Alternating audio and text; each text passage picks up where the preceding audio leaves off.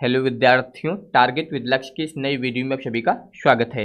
सबसे पहले यहाँ पर है नाभिक रागी प्रतिस्थापन अभिक्रिया। तो सबसे पहले आपको ये पता होना चाहिए कि नाभिक रागी क्या है। तो इसके लिए आप ध्यान दीजिए। यहाँ पर सबसे पहले आप यहाँ पर समझिए कि नाभिक रागी क्या होता है।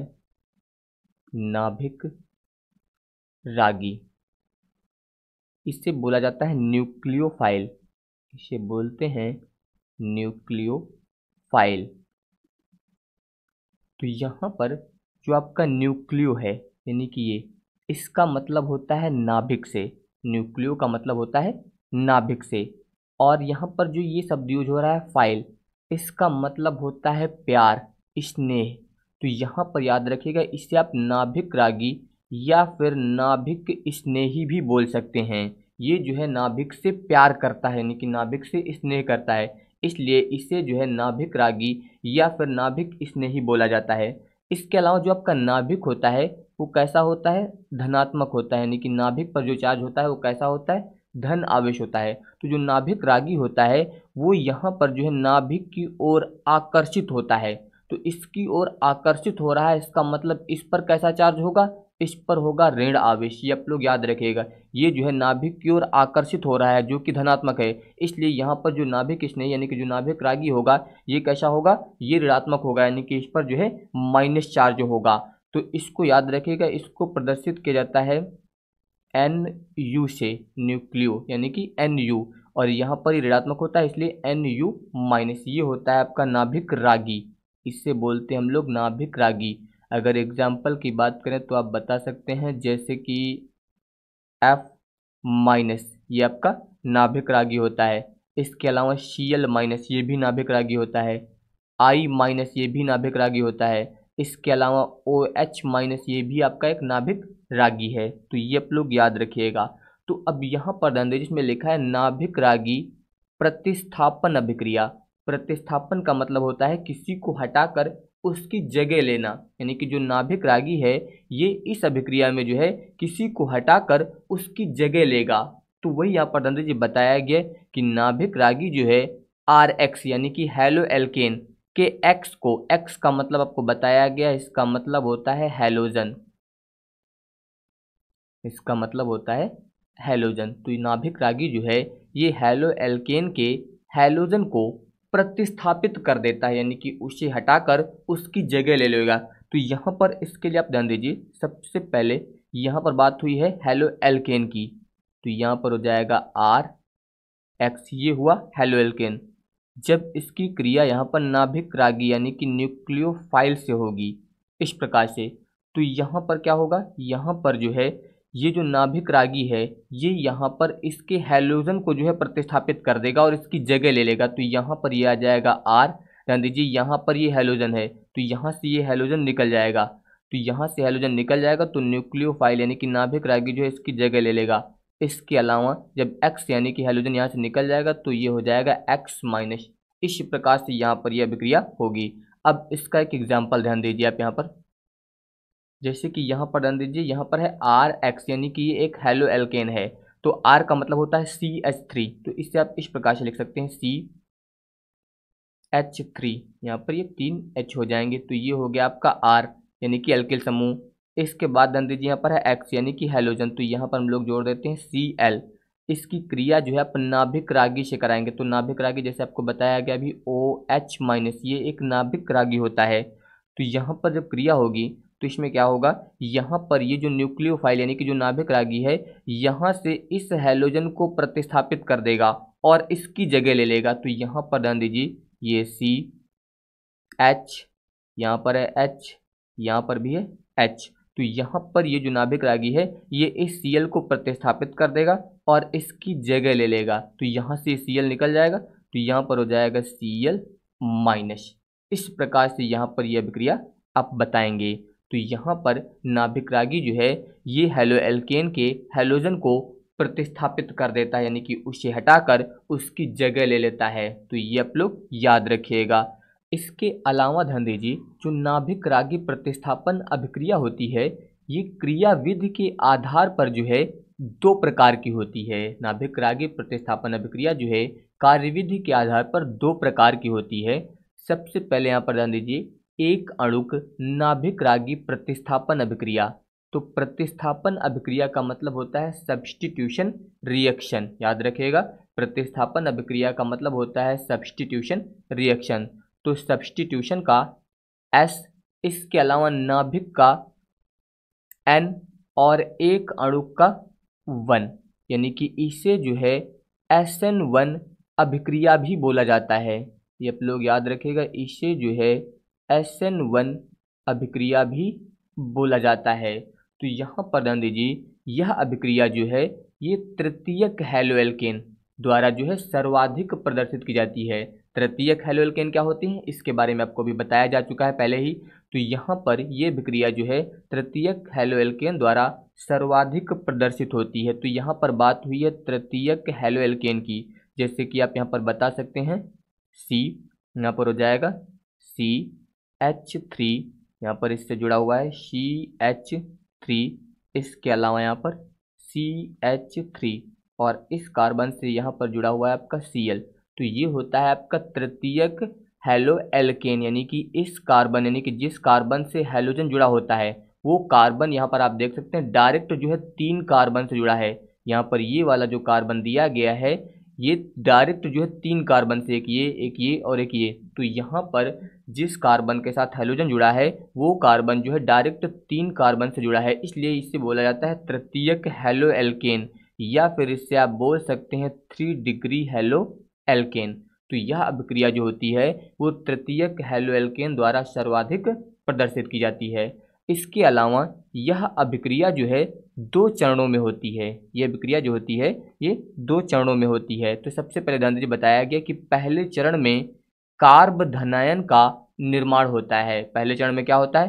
कार्ब धनायन का निर्माण होता है। तो अब यहाँ पर ध्यान दीजिए, यहाँ पर जब क्रिया होगी तो किस प्रकार से होगी? तो सबसे पहले ध्यान दीजिए, यहाँ पर जब क्रिया होगी तो इसमें होगा क्या, यहाँ पर जो ये Cl लगा है, यहाँ पर जो Cl लगा है यहाँ से ये अलग हो जाएगा, यानी कि यहाँ से ये Cl जो है टूट जाएगा।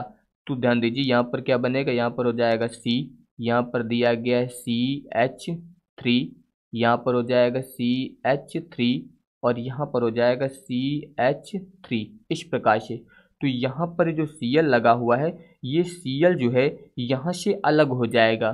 तो जब Cl यहाँ से अलग होगा तो अब ध्यान दीजिए, यहाँ पर एक इलेक्ट्रॉन इस कार्बन का और एक इलेक्ट्रॉन इस कार्बन का, ये 2 इलेक्ट्रॉन थे, ये दोनों इलेक्ट्रॉन यहाँ पर फ्री हो जाएंगे। तो यहाँ पर होगा क्या, यहाँ से जब ये Cl बाहर जाएगा तो ये वाला जो C था ये अपना इलेक्ट्रॉन जो है इस Cl को दे देगा, यानी कि ये वाला कार्बन जो है ये अपना इलेक्ट्रॉन जो है इस Cl को दे देगा। और जब ये अपना इलेक्ट्रॉन इस Cl को दे देगा तो Cl पर जो हो जाएगा माइनस।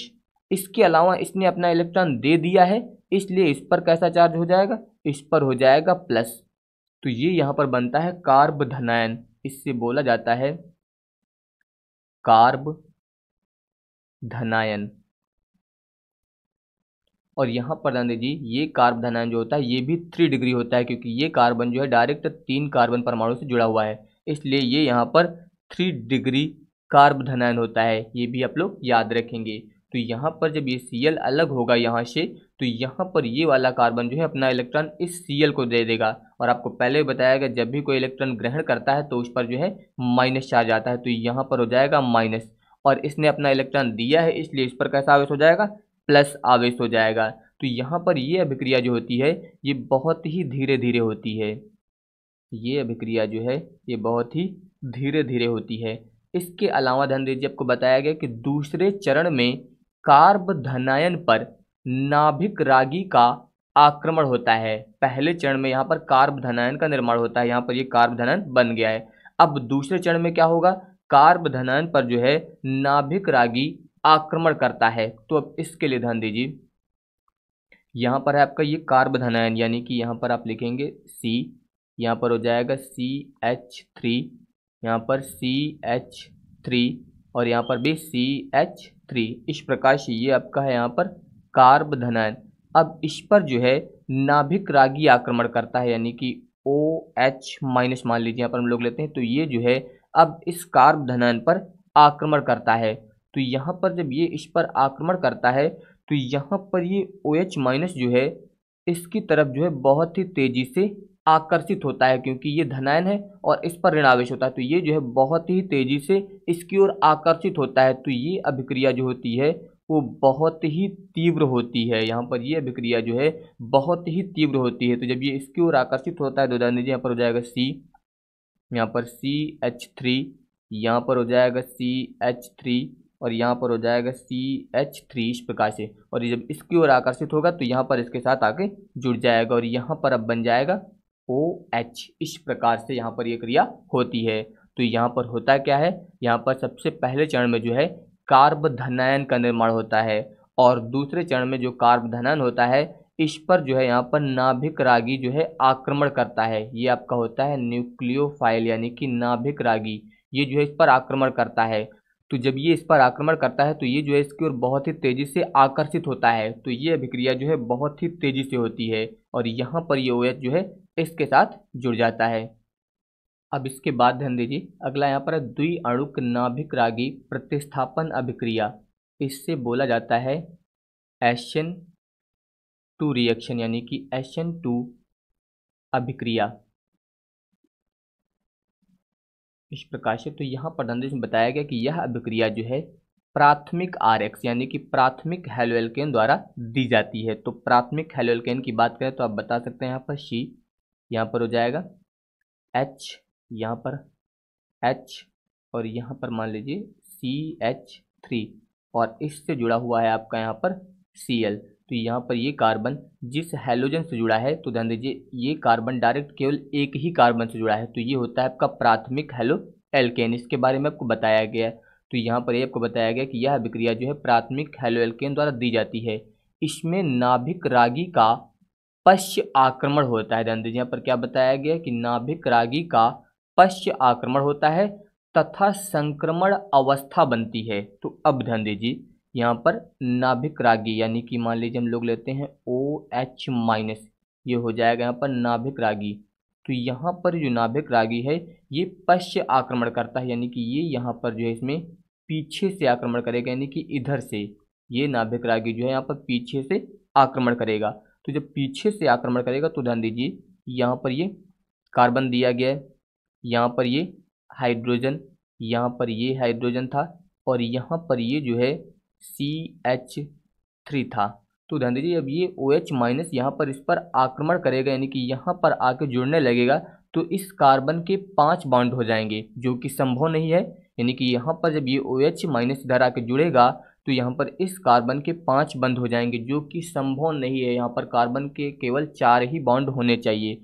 तो यहाँ पर होगा क्या, जब ये OH- इधर जुड़ने लगेगा, यानी कि यहाँ पर ये जो OH है जब ये यहाँ पर इस कार्बन से जुड़ने लगेगा तो यहाँ पर जो Cl था ये यहाँ से जो है बाहर निकलने लगेगा। यहाँ पर ये OH जो है इसके साथ जुड़ने लगेगा और Cl जो है यहाँ से बाहर निकलने लगेगा। तो ये जो अवस्था बनती है इससे बोला जाता है संक्रमण अवस्था। इससे बोलते हैं संक्रमण अवस्था। इसमें यहाँ पर OH जो है इसके साथ जुड़ेगा और Cl- जो है बाहर निकलेगा। तो यहाँ पर ध्यान दीजिए जब ये बाहर निकलेगा तो किस प्रकार से यहाँ पर क्रिया होगी। तो यहाँ पर ये बन जाएगा आपका C, इससे जुड़ा हुआ है ये हाइड्रोजन, यहाँ पर ये एक हाइड्रोजन और यहाँ पर है CH3 इस प्रकार से। तो जब OH यहाँ पर जो है इस कार्बन के साथ जुड़ जाएगा इस प्रकार से, तो यहाँ से Cl जो है वो बाहर निकल जाएगा और यहाँ पर हो जाएगा Cl-। इस प्रकार से यहाँ पर ये बनेगा। तो वही बताया गया था कि इस अभिक्रिया में जो है आपका प्राथमिक हैलोएल्केन भाग लेता है और यहाँ पर जो नाभिक रागी होता है ये हैलोएल्केन पर पीछे से आक्रमण करता है। तो जब यहाँ पर ये इसके साथ जुड़ने लगेगा तो कार्बन के 5 बॉन्ड बनने लगते हैं, जो कि संभव नहीं है। इसलिए जैसे जैसे जुड़ेगा यहाँ से Cl जो है बाहर निकलने लगेगा और जब Cl बाहर निकल जाएगा तो OH यहाँ पर इसके साथ जुड़ जाएगा। इस प्रकार से यहाँ पर ये अभिक्रिया होती है। इसे बोलते हैं SN2 अभिक्रिया।